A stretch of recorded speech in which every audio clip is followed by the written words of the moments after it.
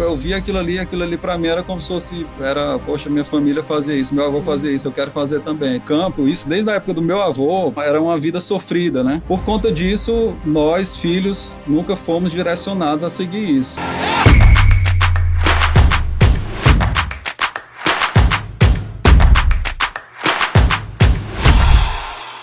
Seja bem-vindo ao primeiro episódio do PAgrocast, o podcast que dá voz ao agro. Meu nome é Paulo Pereira, sou advogado atuante no agronegócio e com especialidade no endividamento rural, crédito rural e defesa do patrimônio do produtor rural. Estou aqui com a doutora...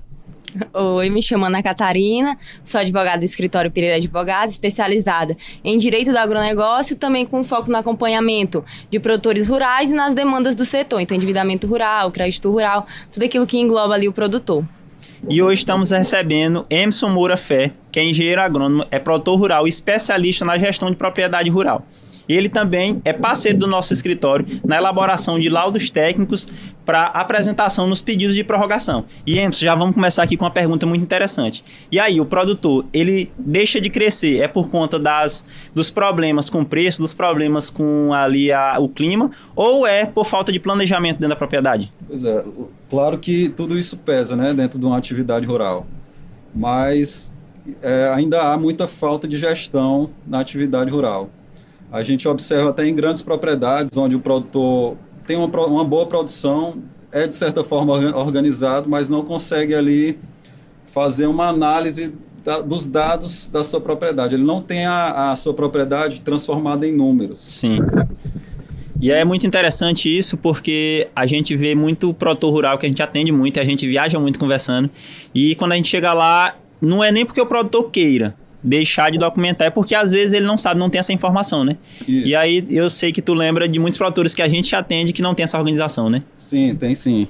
A gente vê um produtor com uma responsabilidade muito grande, onde tem um patrimônio envolvido muito alto, mas por várias questões, por questões até da própria cultura dele, ele não tem essa organização até de um planejamento a longo prazo assim, da atividade. Às vezes ele enxerga ali seus planos a curto prazo, mas não tem essa visão de longo prazo. Esse planejamento para o futuro, né? Planejamento de longo prazo, exatamente. Eu acho que é até interessante ter falado isso, porque é uma cultura mesmo. Muito do que a gente vê ao nosso redor são produtores que cresceram vendo seus pais, até como o Emerson falou, né?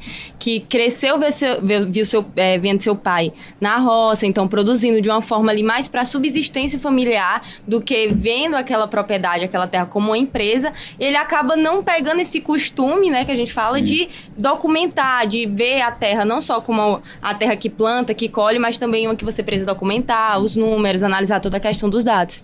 Isso aconteceu comigo assim, que eu, desde de criança, eu sempre acompanhei a atividade rural. Minha família, tanto por parte de pai como de mãe, vem do campo, né? Então, desde cedo, assim, meu avô morreu quando eu tinha 1 ano de idade, que era o dono da fazenda aqui em Timon. E desde então, eu acompanhei meu pai, que na verdade era genro dele, e minha mãe, filha dele, né? Eu passei a acompanhar eles naquela atividade, não acompanhando assim como quem iria para um trabalho, mas como fazia parte da vida, né? E aquilo ali sempre foi, a gente nunca teve assim uma visão de negócio da propriedade. Era mais assim como, na visão da minha avó, era mais como um fardo, né? Sim. Que desde que o meu avô morreu, não houve assim um planejamento a longo prazo. Era de certa forma organizada, que minha mãe era contadora, ela sempre fazia todo o registro das atividades da fazenda, de forma bem organizada. Eu admirava isso nela, mas não tinha ali um planejamento em cima daqueles dados. Eram só dados ali para ficar registrado, mas não tinha uma análise daqueles dados mais aprofundada e não existia um planejamento para o futuro, né? Porque é interessante, com base nesses dados, se avaliar. Ano passado foi assim a lavoura. Eu plantei tanto de capim, tantos gados comeram, e foi assim que funcionou. E aí não usa esses dados para esse tipo de planejamento, né? Isso, não usavam. E aí eu cresci nisso, então a gente nunca foi incentivado a seguir uma carreira nesse ramo, né? É tanto que eu entrei depois, já entrando na fase adulta, eu entrei num curso de administração. onde a partir daí eu passei a ter uma visão de negócio, né, das coisas, inclusive da fazenda, que era uma coisa que eu amava, né, aquela lida no campo, aquele dia a dia da fazenda, mas eu nunca tive aquela visão de negócio. Passei a ter depois do curso de administração.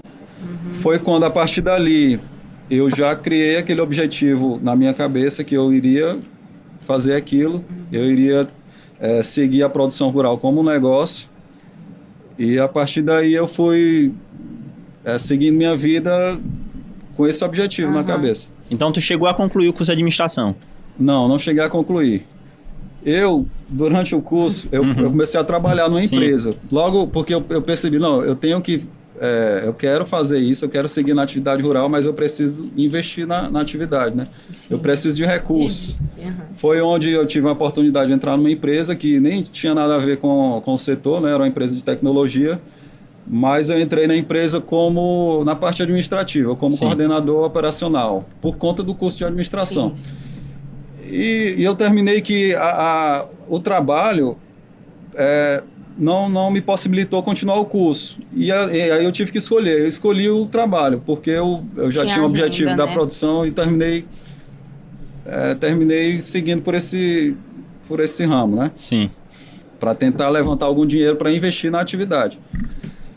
Passei ainda 2 anos nessa empresa, foi onde aí eu pensei, não, agora chegou a hora de cuidar das minhas coisas, né? E largar isso aqui e ir lá para o campo. Eu estava estou cuidando dos objetivos do meu chefe, né, da empresa, mas agora eu preciso cuidar dos meus objetivos, e aí foi onde eu entrei no curso de agronomia, né, na Universidade Federal. Mas assim, tu sempre teve vontade de ir para o campo, ou isso foi um incentivo dos teus pais, da tua família? Não, pelo contrário, meus pais não incentivavam isso. Incentivavam, vai para a cidade estudar. Vai para a cidade. O campo, isso desde a época do meu avô, pelas histórias que eu não convivi com meu avô, né? Mas a história é que o campo era um punimento, uma punição.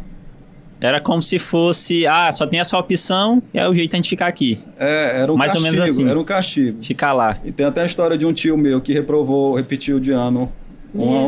Repetiu lá um ano, e aí o outro ano o castigo foi ir para a roça trabalhar. Então ele nunca mais repetiu de ano depois. Seguir ali no rumo dos estudos. Exatamente. É tanto que nenhum tio meu seguiu por esse ramo de produção rural. Tem até alguns tios que produzem.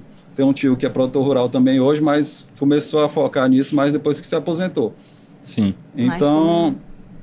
Então assim, na minha família não teve esse incentivo para a gente seguir por esse ramo do agro, né? De produção rural. E não é nem culpa deles, né? Porque eu acho que a visão mesmo, a falta de informação, possibilidade de crescimento ali dentro, né? Isso, foi assim, as circunstâncias, né? As circunstâncias. Eram muitas dificuldades que meu avô enfrentou. Tanto meu avô aqui por parte de mãe, como também por parte de pai, meu avô também era produtor rural. Era produtor, começou como vaqueiro. Tinham as fazendas nacionais. No Piauí existiam as fazendas nacionais, que eram delegadas para alguns vaqueiros tomarem de contas, né? E meu avô era um desses vaqueiros, era até a Fazenda Campo Largo, que ele tomava de conta, que foi daí que eu tirei o nome da minha empresa, em homenagem a ele. A fazenda do teu avô. A fazenda do meu avô, Fazenda Campo Largo, que ele era vaqueiro, mas depois virou o dono, né? Então lá, a dificuldade lá, além da falta de gestão, era o castigo da seca, né? Lá na região centro-sul do Piauí, onde a seca castigava mesmo, tinha anos severos de seca. E então era uma vida sofrida, né? Por conta disso, nós, filhos, nunca fomos direcionados a seguir isso. A ideia era a gente se tentar conseguir alguma outra... Tentar ganhar a vida através dos estudos. Dos estudos. E não sabendo eles que haveria a possibilidade de ganhar a vida através dos estudos mais lá dentro da lavoura, né? Isso, dentro da propriedade. Para trazer esse planejamento, trazer essa gestão para fazer aquilo que ele já trabalhava há anos crescer, né? Então é isso. Aí o que a gente observa, as fazendas, elas ainda pecam muito nessa questão da gestão. Elas ainda não conseguem fazer uma análise aprofundada das informações que eles têm nas mãos, né? Às vezes eles até fazem esse trabalho de registro de custos, dos gastos que eles têm da produção, mas eles não pegam aquilo e agora vamos processar esses dados e pegar esses indicadores para a gente trabalhar em cima deles. Melhorar na próxima safra, na próxima criação. Ver o que pode né? melhorar, né? Ver o que está sendo custo mais alto, o que está sendo um custo ali que está prejudicando mesmo o lucro da empresa. Exatamente. A gestão, ela possibilita isso. Porque o que acontece? O produtor, ele tem os recursos, mas ele, às vezes, na maioria das vezes, ele direciona aqueles recursos de forma errada. Então, assim, um exemplo. O que o produtor acha que pesa mais ali na sua atividade? O produtor de gado. É o custo da arroba, né? Sim. Ele sempre reclama, não, estão pagando barato aqui na minha arroba que eu estou produzindo. Mas, às vezes, mesmo se a arroba fosse alta, se ele recebesse um valor mais alto pela arroba, ele ainda assim não conseguiria cobrir os custos. Porque o custo da produção está alto. O custo da produção está alto. Então, ele direciona os recursos dele, tanto de dinheiro como de preocupação, em coisas que ele não tem o controle. Exatamente. Ele foca só no peso, na venda final e não foca no planejamento, né? Exatamente. Isso acontece por quê? Porque geralmente o único indicador que o produtor tem é o preço da arroba. Então, por ser o único indicador que ele tem, é com o que ele se preocupa. Então, a partir do momento que ele cria esse hábito e ele aprende a fazer isso, a ter uma gestão da atividade, a entender seus custos, a ter os números da fazenda ali na sua mão. Esses números são... Ele começa a ter parâmetros para comparar com outras fazendas que estão dando certo. Então, ele percebe que, apesar do preço da arroba estar ou barato ou caro, ele pode produzir de forma diferente. Sim. Ele pode produzir uma arroba mais barata, ele pode colocar mais gado dentro da sua fazenda, envolvendo uma série de questões, né, produtivas também. Sim. Questão de melhoramento de pasto, melhoramento genético, manejo sanitário. Até a divisão do pasto ali, como ele faz essa divisão do gado dentro do pasto, influencia muito, né? Só essa simples divisão já faz ali com que ele possa produzir, às vezes, até o dobro do que ele está produzindo. Só um simples manejo de pasto já faz com que ele produza mais. Então, a partir do momento que você tem ali nas suas mãos os dados que você precisa para servir como parâmetros com outras atividades, você começa a poder fazer um planejamento daquela atividade. Um planejamento mais assertivo. Não só a curto prazo ali de apagar incêndio, mas um planejamento a longo prazo. Você planeja até a ponto de colocar seu filho nessa carreira também. Você vê que aquilo vai ser bom para ele, você não vai fazer com que ele saia da atividade. Você vai ter uma sucessão daquela atividade. Sim. Que eu acho que é o que falta muito também, é um planejamento de sucesso, planejamento sucessório, né? Sim. Não existe isso. E voltando aqui para o que tu falou, né? Que às vezes o filho, ele não tem prazer por aquele trabalho do pai, exatamente porque o pai acha que aquilo ali é uma vida sofrida e não quer que o filho esteja lá, né? E às vezes até é assim, porque justamente por isso, por questões... Falta incentivo, falta investimento, falta planejamento. Então, ele vê o pai sofrendo. Às vezes, o pai chega em casa satisfeito por estar trabalhando ali, mas o filho consegue enxergar que o pai está cansado ali. A ausência do pai em casa e não vê o retorno, né, daquela atividade. Então, a atividade vem mudando assim, com o tempo. Está acontecendo muito assim, um retorno dos profissionais da cidade estão voltando para o campo. Sim. Está havendo um entendimento de que a atividade pode ser lucrativa. Vai ser lucrativa, Pode ser lucrativa e não necessariamente ser assim cansativa, ser um fardo ali para a família, né? Pelo contrário. Nesse ponto aí é muito interessante a gente até falar do Senar aqui, né? Que a gente estava conversando.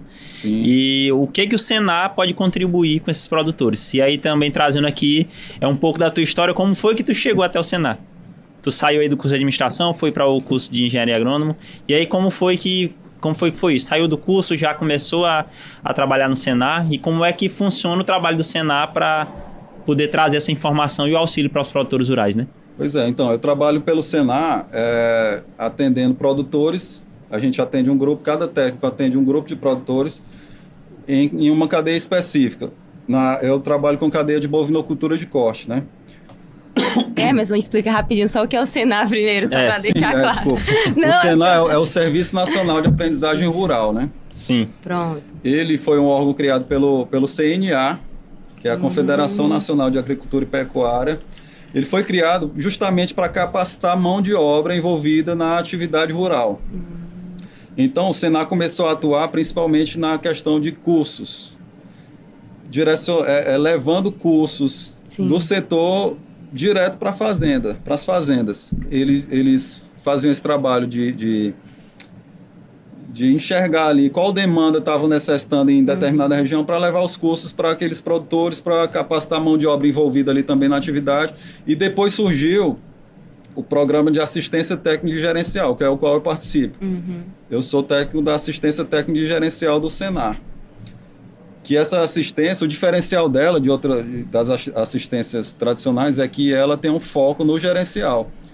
Então, então a gente tem um sistema para isso também, a gente atende esse produtor rural, levando essa ideia ao produtor. A metodologia da gente envolve essa questão da gestão da atividade, onde a gente passa a acompanhar o produtor mês a mês, ensinando ele, porque o Senar também é de aprendizagem, né? Sim. É uma assistência continuada, assim, no sentido de que a gente vai ensinar ele, a gente não vai fazer o serviço para ele para sempre, né? A gente atende ele durante um determinado tempo, onde durante esse tempo a gente vai junto com ele, ensinando ele a fazer as anotações que são necessárias, a fazer uma análise daqueles dados, a fazer um planejamento daquela atividade. E a ideia é que depois que a gente deixe de atender aquele produtor, ele continue a fazer aquilo. Entendeu? Mas aí, chegando nesse ponto aí, o que tu vem analisando os últimos produtores que tu faz essa assessoria? Tu vê se eles conseguem se desenvolver depois que tu sai da propriedade, tu passa algum tempo lá, fazendo essa assessoria. Mas aí tu vê que eles continuam aplicando aquilo que tu levou de conhecimento? Olha, isso é muito difícil, porque assim, é mudar a cultura da pessoa, né? Isso, como a gente já comentou aqui, esse hábito de gerencial é muito cultural também. Então, tem produtor, sim, que continua fazendo aquele trabalho da gestão da sua atividade, né? Mas muitos nem fazem, mesmo enquanto a gente está atendendo eles só fazem enquanto a gente está ali, entendeu? Se vira as costas já. Aí já... E é interessante, eu que tenho família de produtor rural também, e assim, o que eu sempre vejo, porque para você fazer um trabalho desse que você está falando, não adianta só o produtor estar sozinho. É o que a gente estava conversando agora há pouco, que tem que ter uma equipe, né? Sim. E aí tem que ter alguém para tomar de conta dessa parte gerencial. Porque o produtor tá lá na lida, tá lá pegando no pesado, mas tem que ter alguém ali dentro, no escritório, trabalhando para poder organizar aquilo. Sim. Só que aí o que o produtor tradicional pensa, o produtor nordestino pensa, eu não vou tirar aqui, vou pagar uma pessoa para fazer isso, eu vou comprar um boi. Sim. Vou comprar duas cabeças de gado. E aí eu vou tirar esse dinheiro para fazer isso. Não vou tirar não, eu vou fazer pasto. Sim. Vou fazer cerca, vou ajeitar a quinta. E aí a realidade é diferente, porque você também tem que partir para o planejamento. Não adianta só você estar crescendo pasto, comprando gado, que daqui a pouco você está todo desorganizado financeiramente e não sabe o que aconteceu com o dinheiro, não sabe como você vai lucrar. Isso, ainda é cultural da gente aqui, não só do Nordeste, mas do Brasil também. Em algumas regiões mais, outras menos, mas ainda é cultural o produtor não tem esse hábito de... Organização, planejamento. Exatamente. Ele não valoriza isso, ele não valoriza a gestão. Em outras regiões até eles valorizam mais assim a questão técnica, vão atrás de um técnico para assessoria e tal, mas a parte de gestão ainda ainda precisa escasso, né? Evoluir bastante. Eu achei até interessante trazendo um ponto que tu trouxe, porque essa questão de gestão, eu acho que fica muito dependioso quando você tem que lidar com fatores internos.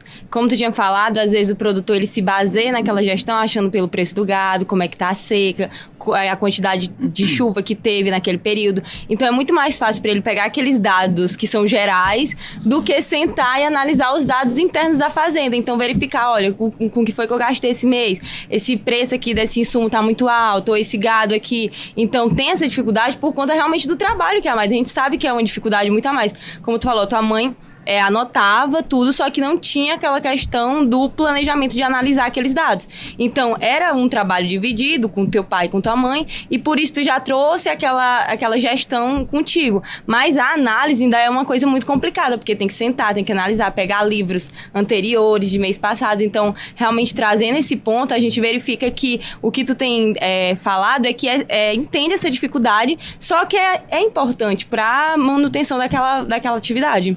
Até porque essa análise de dados, ela às vezes não é tão simples. Principalmente para quem nunca viu falar sobre isso, não é uma coisa simples. Às vezes você precisa de uma ferramenta, assim, nem que seja uma simples planilha, mas você precisa daquela ferramenta. Conhecimento um pouco mais aprofundado sobre aquilo. De computador, de tecnologia, né? E porque assim, você tem os dados, mas e aí, o que eu faço com esses dados? Você tem que processar aqueles dados para saber calcular seus custos, saber quanto você está produzindo por área, né? Quanto você está produzindo na sua fazenda, quanto você tem capacidade de produzir. E outra, esses dados, tem que fazer a comparação desses dados com outro. É o que é uma ferramenta que está sendo muito utilizada agora, a questão do benchmarking, né? Benchmarking nada mais é do que comparação. É uma comparação de parâmetros. Você tem seus dados ali, mas você pode pegar aqueles seus dados e comparar com os dados ou da sua região ou do seu país. Dados no sentido de quê? Vamos lá, tem os dados das fazendas mais produtivas, das fazendas mais rentáveis. Sim. Porque nem sempre uma fazenda que está produzindo muito é que está tendo mais rentabilidade, né? É uma questão que depende de vários fatores. Então, isso aí é uma coisa que é bem importante para o produtor. Ter esse hábito de fazer esse benchmark, né? Pegar seus dados, olha, eu sei que eu estou produzindo aqui 6 arrobas por hectare ao ano, mas eu sei que tem gente produzindo 12 arrobas. Por que ele está produzindo mais? O que ele está fazendo de diferente, né? Então, ele fazer uma gestão nesse sentido lhe dá um direcionamento melhor. Você passa a direcionar os seus recursos de dinheiro ou de tempo ou de preocupação da forma mais correta, mais assertiva, né? E aí a ideia principal até do nosso podcast, até dos nossos vídeos que nós gravamos diariamente, é levar um pouco dessa informação. Exatamente por isso que nós optamos por começar o podcast trazendo logo o engenheiro agrônomo que trabalha com a gente para tentar trazer esse conhecimento para os produtores, né? A gente, nessas viagens que a gente faz, a gente vê um produtor do lado do outro, o mesmo tamanho de propriedade, mas formas de gerenciar totalmente diferentes. Um produtor que ele não tem uma equipe para fazer o planejamento e outro produtor que tem uma equipe de planejamento. Um produtor que plantou uma soja e ela não se desenvolveu, o outro já está com a soja super bonita na mesma região. E aí essas informações trazidas por você, trazidas pela gente ali no Instagram, e também esses dias de campo que a gente participa, é interessante porque lá traz muita experiência para o produtor. A gente estava agora recentemente em um dia de campo e lá os produtores comentando sobre a questão do tipo de plantio em cada solo. O solo que tem mais areia, outro que tem mais cascalho, tem pissarra. Então, tinha muito produtor lá perdido. E assim, produtores que têm uma gerência grande ainda tinha esse pouco de dúvida. Tu imagina para os produtores que não têm ainda tanto conhecimento. Isso, e a importância desse tipo de hábito, de você documentar tudo na sua fazenda, vai além da produção. Questões, por exemplo, chega uma necessidade dessa de uma questão jurídica, por exemplo. A gente chega na fazenda para fazer um levantamento de informações para elaboração de laudos, por exemplo. Se o produtor tivesse ali tudo documentado, já iria facilitar muito. Fácil, né? É até interessante, foi assim que começou a nossa parceria, foi através de um produtor que eu atendia pelo Senar, né? Ele teve essa necessidade de um laudo, né? Ele precisou de um laudo técnico, agronômico. E o fato de eu já estar atendendo ele, a gente já tinha mais ou menos esse hábito de anotações, de registros fotográficos. Então, facilitou muito a elaboração desse laudo, né? Foi um laudo bem completo, porque eu já tinha um histórico de registros fotográficos dos seus pastos, dos seus animais, até das chuvas, né? Então, isso facilitou muito a elaboração desse primeiro laudo. É até um incentivo aos produtores, a gente sempre busca incentivar eles a começar a ter esse hábito. Se ele não sabe ainda fazer a análise dos dados, mas começa registrando tudo, que depois estando registrado ali, já fica mais fácil de chegar com alguém que possa lhe ajudar a fazer a análise daqueles dados, né? Pois é, já de questões até mais simples. Não tem contador para fazer o levantamento financeiro ali? Tira foto do pasto, tira foto das notas, registra tudo. Que dia foi que comprou semente, que dia foi que comprou vacina para o gado, vai anotando tudo, aquelas despesas. Quando o produtor ele vai fazer um financiamento, ele faz um projeto, né? Sim. E aí naquele projeto vem escrevendo onde ele vai aplicar todo aquele valor. Só que aí seria interessante, comprei tanto de arame, era interessante ter anotado, como tu até tinha comentado que no Senar incentiva ter um caderno, né? Sim, o Senar ele disponibiliza um caderno, chama o Caderno do Produtor Rural, onde no caderno tem todas as planilhas necessárias para ele fazer esse tipo de controle. A gente ensina o produtor a usar esse caderno e mês a mês a gente pega o caderno junto com o produtor, lança aqueles dados num sistema do Senar, onde o sistema faz o processamento desses dados. É a questão da ferramenta que eu falei, né? Essa ferramenta facilita, é um sistema já bem robusto, né? Há vários anos já vem sendo melhorado, mas quando o produtor não tem isso em mãos, ele pode optar ir atrás de ferramentas mais simples, como eu falei, uma simples planilha do Excel. O importante é começar, né? O importante é começar.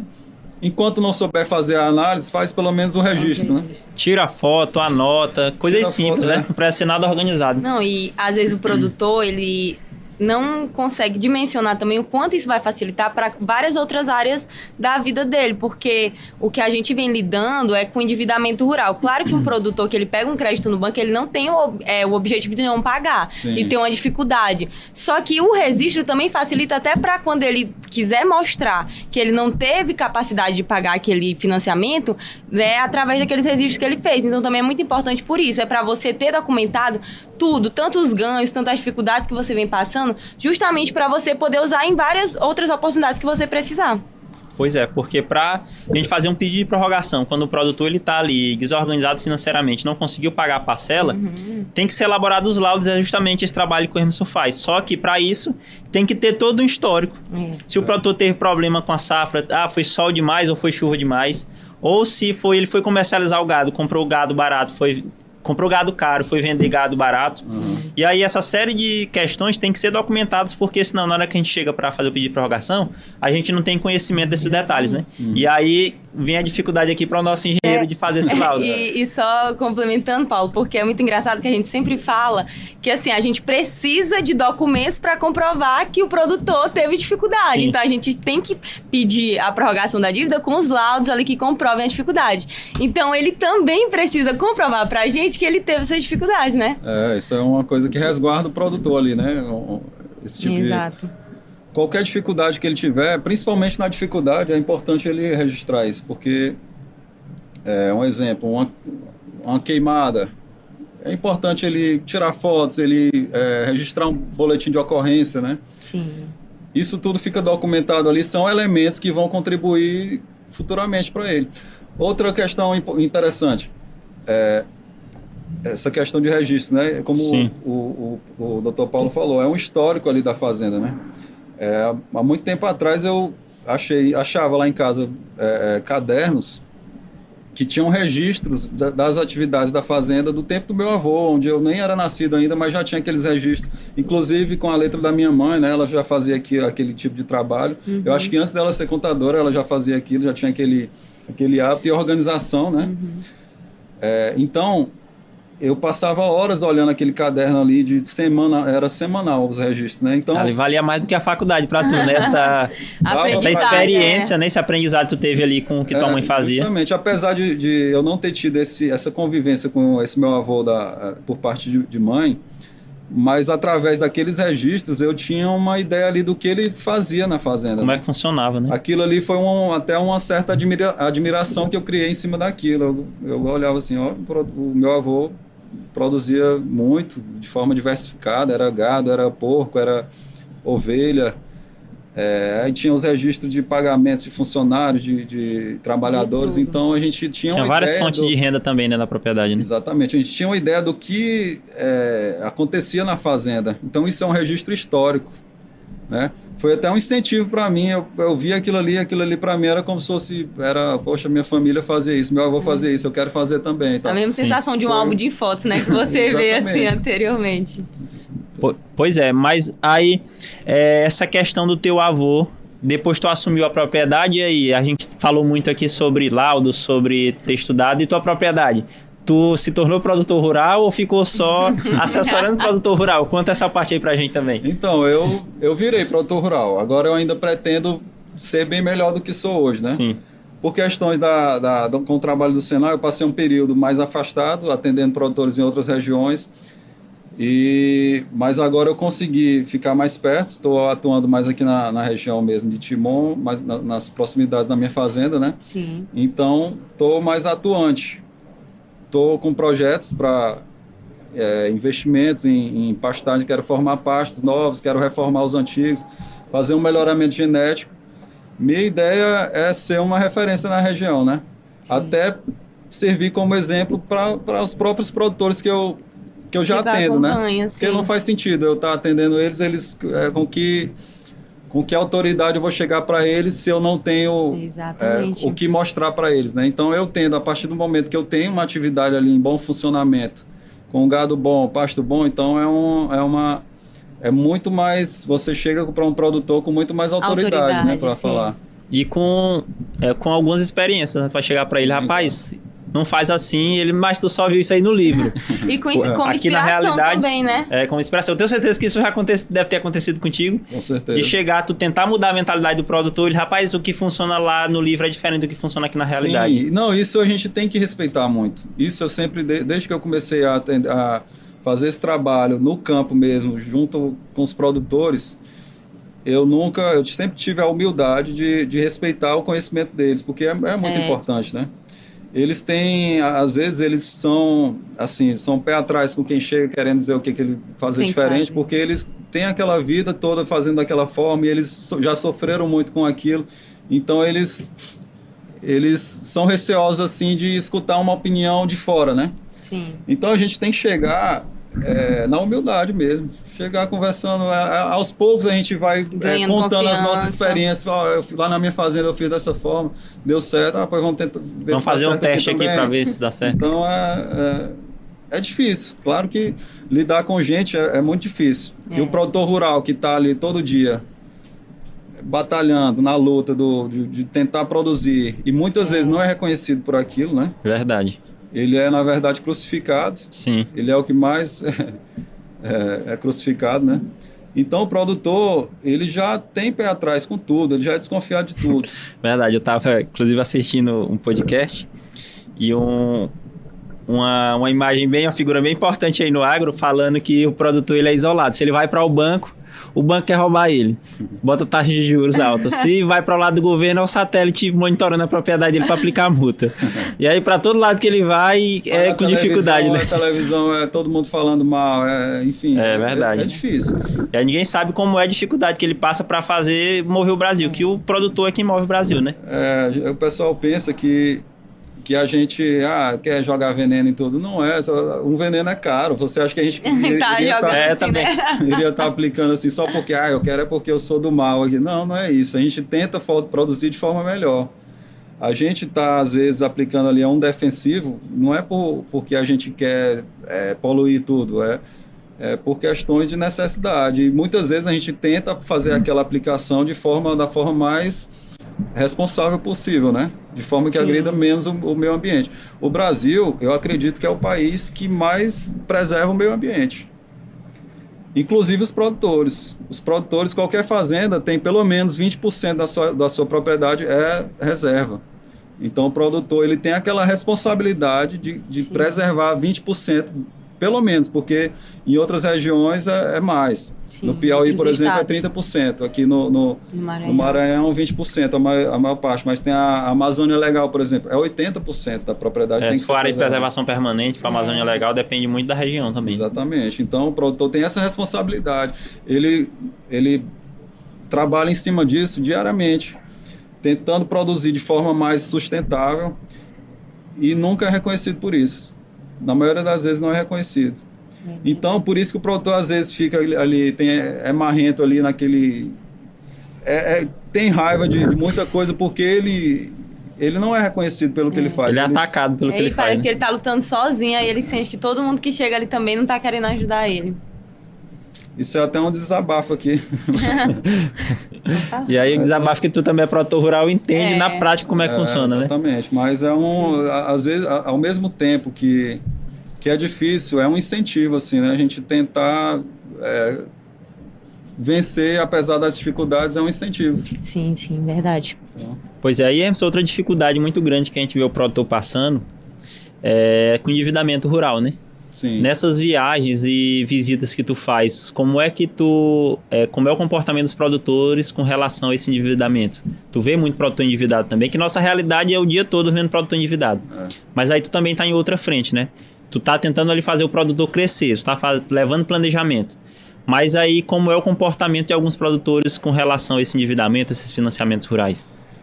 Sim, os maiores exemplos de endividamento rural, assim, porque, assim, todos são endividados, digamos assim. Sim, porque senão não faz a atividade funcionar, né? Exatamente. Agora, chega aquele momento em que o produtor não consegue cumprir com suas obrigações, né? Sim. Junto ao banco. Sim. Na maioria das vezes, é a utilização do recurso de forma errada, sem um planejamento, ou planejou diferente do planejamento inicial. Sim. Fez a aplicação de forma incorreta, né, do recurso. Exatamente. Um exemplo foi o produtor, o primeiro laudo que a gente fez junto. Sim. Que ele tinha pego o recurso para determinado sistema de produção. Ele pegou o recurso para fazer uma recria e engorda, ou seja, comprar os garrotes, os bezerros, após a desmama, fazer a recria e girar aquele dinheiro rapidamente, né? Sim. Em um momento em que a pecuária estava em ciclo de alta. Comprou bezerros caros. A ideia era fazer um ciclo rápido para vender quando estivesse em alta. Ainda na alta. E aí ele segurou demais. Não foi nem isso. Ele empolgado que a pecuária estava em alta, o bezerro estava lá em cima, ele, não, vou comprar umas matrizes para eu produzir aquele bezerro. Acontece que quando ele chegou a produzir o bezerro... Já tinha acabado o ciclo. Tinha passado o ciclo da alta. Estava em ciclo de baixa, ele não conseguiu mais pagar. Meu Deus. Então, ou seja, ele mudou, ele não fez um planejamento. Porque se a gente observar no histórico... Não é nem o desvio do recurso, de fato é o planejamento errado mesmo. Exatamente. Depois que ele estava com o dinheiro na mão, ele achou que seria interessante fazer dessa outra forma. Porque até isso é um ciclo. Se a gente observar, a gente vê que o ciclo pecuário geralmente é de 2 em 2 anos. Tem 2 anos, e daqui a 2 anos a gente está em alta agora. Tá, o preço da arroba está 345, se eu não me engano. É mais ou menos isso. Mas daqui a 2 anos já vai estar embaixo. Provavelmente, né? É um ciclo que geralmente é de 2 em 2 anos.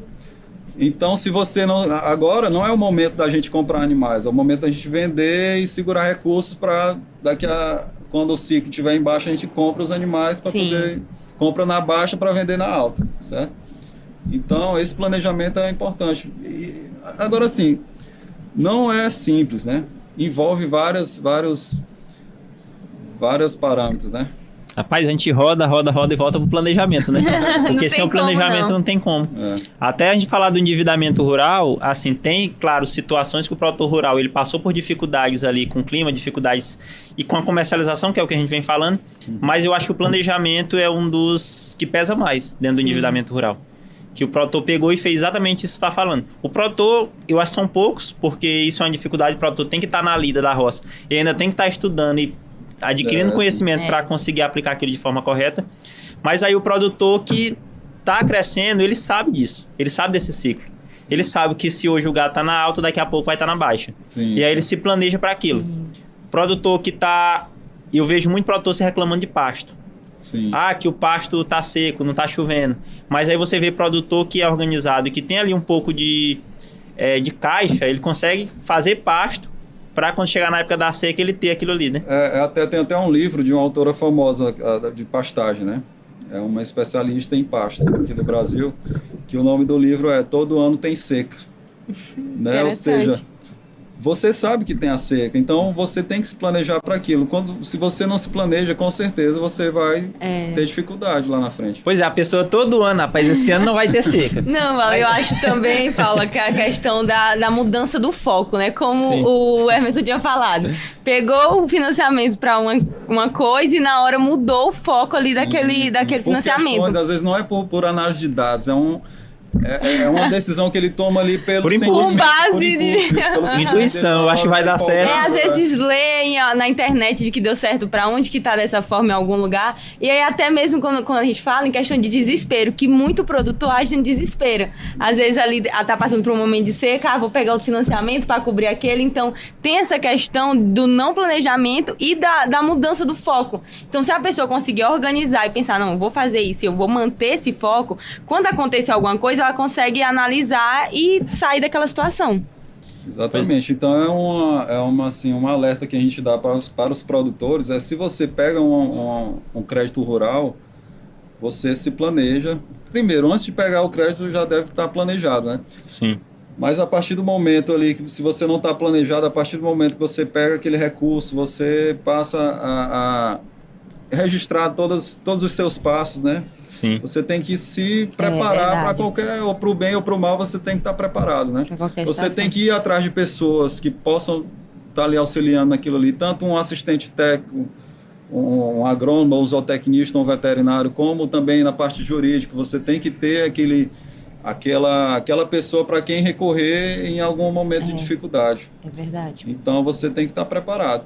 O crédito rural sim, muito importante. É um recurso ali que está disponível para o produtor com taxas de juros boas, Sim. com, às vezes, bons prazos para pagar, mas você tem que estar organizado, você tem que ter aquela responsabilidade, né? É verdade. Pois é, quando a gente começa a trabalhar com o produtor rural, é sempre a orientação que a gente dá. Se tu for no banco para pegar um financiamento, comunica pra gente para que a gente te dê essa orientação, essa assessoria. Sim. Porque tem produtor que a gente atende, que ele tá com financiamento rural de custeio, tá com investimento, pegou um CDC, que é um crédito automático ali, que é com juros de 6-8% ao mês, que no fim aí vai dar quase 100% de juros ao ano. E aí ele pega ali um financiamento de alguma máquina que não é de crédito rural, e assim vai virando uma bola de neve por falta de conhecimento. Exatamente, isso é outro ponto, respondendo ainda também aquela sua pergunta, onde é que você acha que o endividado erra? A gente vê muito que às vezes o produtor rural que pegou aquele crédito rural, parece que ele não leu o contrato. Sim. Ele não sabe, às vezes ele, mas eu não sabia que ia ser assim, eu não sabia que os juros eram dessa forma, eu não sabia que ia ter que pagar. Então ali é muito importante você ter uma leitura. Se você não sabe, vá atrás de alguém que possa lhe auxiliar na análise daquele contrato. Eu acho que é porque nesse ponto aí o produtor ele é muito de palavra. Sim. E ele senta com o gerente para negociar e ele pensa que o gerente vai colocar o que é melhor para ele. Não é nem má vontade do gerente, às vezes é falta de informação que o gerente não repassa para o produtor, né? Exatamente. Trazendo uma polêmica. Falta de vontade de passar informação. Não, mas faz sentido mesmo, porque assim, a gente vê também que muitos produtores, eles acabam pegando certo valor daquele financiamento porque está disponível. Sim. Então a gente vê, tem produtor até que uma vez perguntou assim, mas por que o banco ainda está me dando dinheiro se eu não tenho como pagar nem o crédito anterior? Então a gente conversa, explica, e a gente vê que assim, o banco ele vai oferecer mais de acordo com as garantias. Só que você tem que analisar e ter o planejamento, voltando para o planejamento, porque você precisa saber como você vai, se você pegar aquele dinheiro que já é mais elevado do que você poderia pegar, como você vai administrar aquilo, porque muitas vezes o produtor acha que já que está oferecendo tanto, eu vou pegar o limite e eu vou conseguir me virar com esse valor. Só que aí acaba o dinheiro meio que se perdendo ali, porque ele não soube administrar aquele dinheiro. Hoje mesmo a gente estava conversando com um produtor rural que a solução dele para uma dívida de financiamento rural que ele já estava vencido, é ir ao banco que o gerente ofereceu outro financiamento. Ele está devendo 1 milhão e o banco ofereceu um financiamento de 1,5 milhão para ele pagar o financiamento anterior. Só que o novo financiamento sai da taxa de juros que é a legal permitida para uma taxa de juros que é muito superior. E aí é uma solução que essa solução aí não é indicada.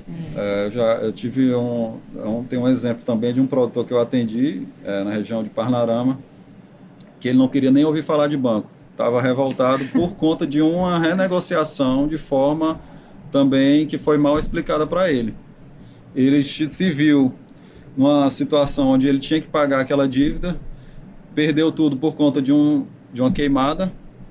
Outro fator, que ele não registrou aquela queimada, não fez boletim de ocorrência nem nada, e foi atrás do banco para renegociar aquela dívida. Foi explicado para ele de uma forma que ele achou que seria bom, mas quando foi ver realmente como era, na hora de pagar a renegociação, ele viu que tinha sido totalmente diferente do que ele tinha achado que era. Então, assim, é um negócio que é delicado, porque são questões que envolvem altos valores, envolvem patrimônio da família. Então, são questões que você não deve medir esforços para estar bem informado, saber bem informado, realmente como exatamente. funciona. Tem situações, muitas vezes, quando a gente vai conversar a primeira vez com o produtor, que a gente vai explicar o que é o manual de crédito rural, o que são as taxas legais permitidas, eles muitas vezes nem sabem, porque eles só imaginam que o crédito rural é do governo, então tem taxa baixa, mas não sabe quanto é. Então, essa questão também da pessoa saber, até para ir no banco, poder negociar aquilo. Olha, dessa forma eu não consigo pagar. Então, pra gente, eu conseguir pegar esse financiamento, só vai ser dessa forma. Então, ter essas informações, esse conhecimento, para você também conseguir dialogar com o gerente do banco. Eu acho que esse laudo de capacidade de pagamento que é feito quando o produtor já está endividado, eu acho que o produtor deveria buscar isso aí antes. Sim, Vamos fazer aqui, chama o engenheiro agrônomo, vamos fazer aqui um laudo de capacidade de pagamento para me entender o quanto eu consigo pagar em uma parcela de um financiamento rural. Verdade. E aí também entra o planejamento, né? Que ele não faz essa questão. Isso aí, às vezes, é feito até no próprio projeto técnico do banco, né? O banco tem os técnicos que trabalham juntos com eles. E é feito esse trabalho. Agora, ele não é explicado para o produtor. Não é explicado. É muito assim, uma coisa, deixa que eu resolvo aqui. É para cumprir tabela. Exatamente. Para liberar, eu preciso desse documento. O produtor não sabe nem o que é. Às vezes nem tem acesso ao documento direito. Exatamente, ele nem sabe o que é esse documento e ele acaba levando ele para o banco e pronto. Isso. E aí, um segredo que eu nunca vou descobrir é quanto o produtor vai pagar no final do financiamento dele. A gente sempre conversa com o produtor pegou ali R$1 milhão, dividiu em 5 parcelas. O que o banco faz? Bota ali uma parcela de R$200, saindo aqui até do nosso foco aqui. Bota uma parcela de R$200 mil. Só que aquela parcela é referente ao valor inicial que ele pegou, não é com juros. Sim. E aí o banco nunca fala para o produtor quanto ele vai pagar no valor final. Sim. E aí ele sempre fica naquela incerteza. Será quanto é que eu vou pagar no final do meu financiamento? E aí também isso acaba trazendo uma preocupação e desorganização do produtor. Exatamente. E aí chega na hora de pagar a parcela, não tem o valor, e aí por isso que fica aquele desespero e o pedido de prorrogação de dívida. É uma coisa assim que não tem um esclarecimento daquilo de fato, né? O produtor entra ali às vezes por impulso e quer resolver logo com medo de perder aquela oportunidade de pegar aquele recurso, mas e termina fazendo do jeito que ele acha que vai dar certo, né? Mas muitas vezes não é esclarecido da forma correta e ele entra ali sem saber direito onde que está entrando, né? Sim. Onde é que está pisando e acaba pisando num solo que não é muito apropriado para ele. Então, Catarina, eu acho que por hoje está o suficiente para uma conversa boa. Acho que a gente conseguiu esclarecer. A gente conseguiu extrair tudo de informação do Emerson sobre como funciona o trabalho do Senar, como funciona a elaboração desses laudos, como funciona essa assessoria para os produtores rurais. Eu acho que a gente conseguiu trazer muita informação para o produtor. E eu queria te agradecer aqui Eu que agradeço. pela presença, pela disponibilidade de vir aqui, tirar esse tempo para conversar com a gente e também cumprir o papel que tu já faz, né? Que é levar informação pro produtor rural. Isso. O nosso podcast aqui, a finalidade principal é trazer informação pro produtor. É dar voz ao agro, dar voz para o produtor rural. Então, queria te agradecer. Queria pedir também, pessoal, que deixem um like aí no vídeo, se inscrevam no nosso canal, compartilhem esse vídeo com as pessoas que vocês acham que precisam ter conhecimento, que eu acho que a grande parte da população que trabalha no campo precisa saber dessas informações de planejamento. Então, é isso. Queria agradecer para quem assistiu o vídeo até aqui e já convidar vocês para o nosso próximo episódio. É isso aí, quer falar mais alguma coisa, Emerson? Não, só agradecer também aqui a oportunidade de a gente estar conversando aqui, que são assuntos importantes assim que o produtor precisa saber que ele não precisa andar sozinho, né? Ele pode recorrer a pessoas para estar auxiliando ele ali no seu objetivo, né? É isso. Só agradecer também pela oportunidade, né? Assim, de estarmos nessa conversa. É muito interessante a gente poder explicar melhor como funciona todo esse mundo do agronegócio, do crédito rural. E até a próxima. Até a próxima.